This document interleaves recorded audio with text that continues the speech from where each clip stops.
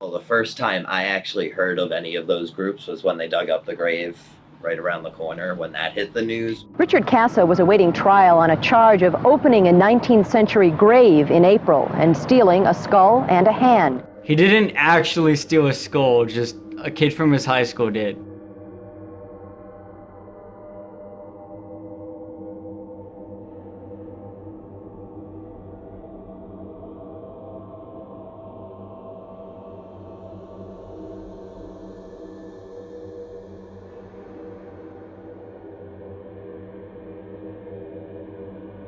A lot of people don't realize that he's trying to dig up two graves. One, I believe he was caught, and one he wasn't. The grave that I know he dug up was the grave going down toward Crab Meadow.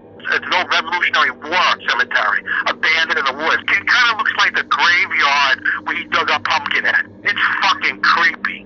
That's supposedly the one he dug up to get the skull was the one they were going to use for the Amityville horror incantation. The plan was to dig this skull up, and that would get them in touch with their main man, Satan. He said to me, "Oh yeah, I'm trying to get a skull. You know where I can get a skull?" I was like, "How the fuck would I know where to get a skull?" He goes, "We dug and we dug and we dug." And I'm like, "Well, Ricky, I mean, those graves are like from the 1740s. The skull probably long ago decayed." And that's the whole thing when I learned about Father Time, what the fuck the guy's name was. He said, "Father Time says we gotta get a skull. We're gonna go to the Amityville Horror House." I was born in Amityville. I was born at Brunswick Hospital. My brother knew Ronald DeFeo Jr. They used to hang out together because my brother was a bit of a dirtbag and Ronald DeFeo was a dirtbag. I just remember thinking back then, especially when I went and saw the film, this whole idea of this guy being possessed by some kind of dead Indians or whatever the story was supposed to be was less compelling to me than the real story about him being a junkie and wanting to cover up the theft of $10,000 from his father and deciding the way to do that was to wipe out the whole family. I mean, that's kind of fucked up. But yeah, we would drive past that house. I would have friends come out from Queens. I'd pile them into whatever Chrysler product I owned at the time. I would crank up Night on Bald Mountain on the stereo, and I would drive them past there, and they would all be like oohing and eyeing and asking me to slow down. And there was, something very elemental about using a house to scare people because we all live in a house at some point in our lives. So the idea of like, we're going to take this house, we're going to scare the shit out of you with a place now. Now, this is way beyond scaring you with an evil clown or whatever it's. We're going to scare you with a place that you're going to go to sleep at night.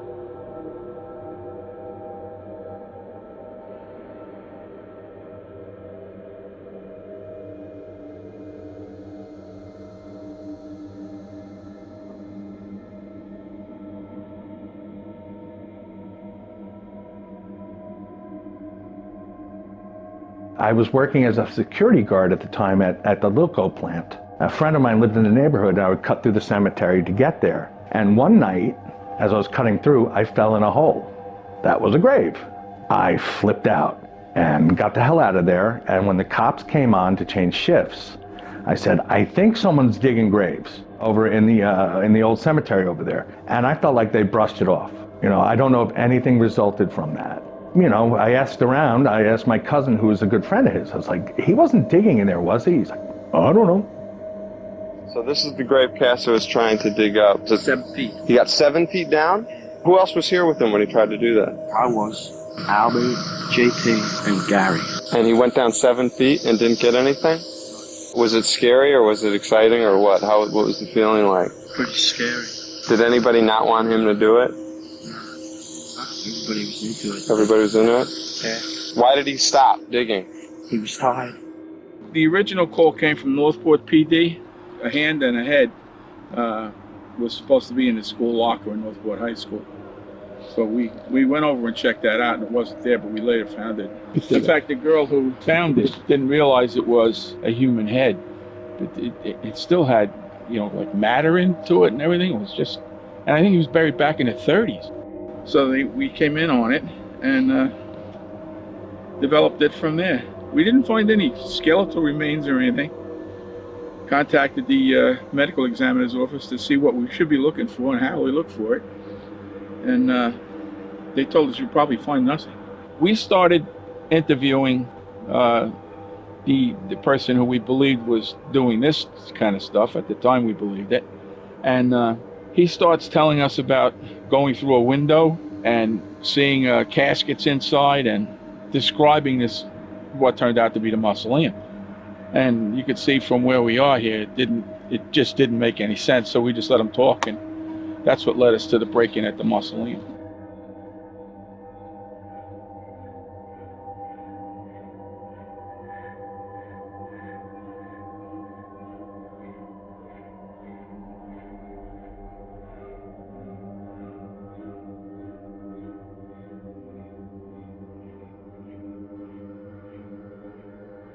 The biggest memory I have of him was the wallet, the stuff that he had in his wallet about Satanism and some demons, and kind of like the hierarchy of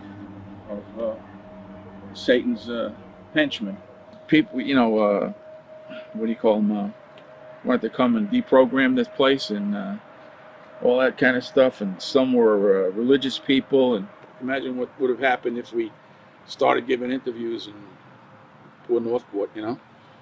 What was your reaction to, it was only 2-3 months later that he was arrested for killing Lauwers. When you first heard that, knowing what you had picked him up for in April, what went through your mind with that?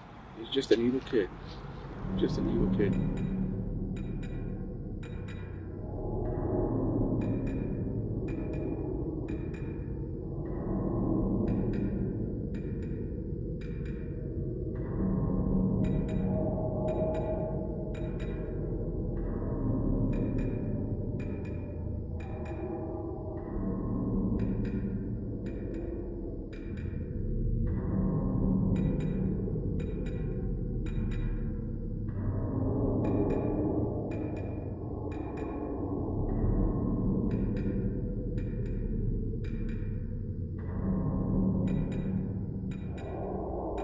I remember sitting there watching the news and being like, this is definitely odd.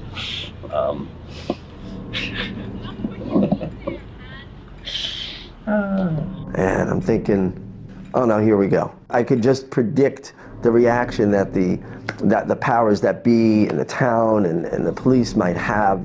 Yeah, I mean, that's definitely taken it up a little bit.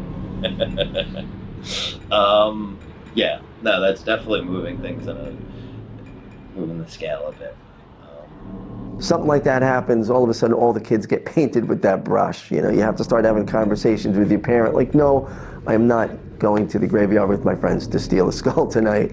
It's a strange thing, like it's not, I mean, it's just vandalism, but it's dark vandalism, like at the end of the day, you know what I mean? Like it's macabre, it's not, it's strange, there's no doubt about it. When I heard that it was, you know, revolutionary grave, that makes it a lot less disturbing, you know, that it's so long ago and nobody's remains that anybody knows, so that made it a little less troubling. But yeah, it was pretty strange. Because nobody I knew did that. Because, you know, for hearing all the stories, you know, I was one of the people who was a, you know, metalhead, listened to heavy metal, and when you hear some of these stories about Ricky, it was like, he was kind of like an idol, you know? I mean, just like you'd hear these stories and you talk about, you know, how crazy he was. But yeah, when that happened, it was sort of like he's starting to cross over the line, maybe. I mean, maybe I was traumatized by it, and I'm being really sarcastic now because I wound up hanging out in cemeteries drinking. They're really quiet places to drink. The police really don't go hang out there. It's smart. It's really good. The roads are crooked like this. You can run quick straight through. Again, you know, this is what lost people do when they're not connected to their communities, and you know, everybody wants to blame everything instead of what was really going on. Part of what makes Northport cool, and it's not that way anymore, was back then it had a very diverse, like, student body.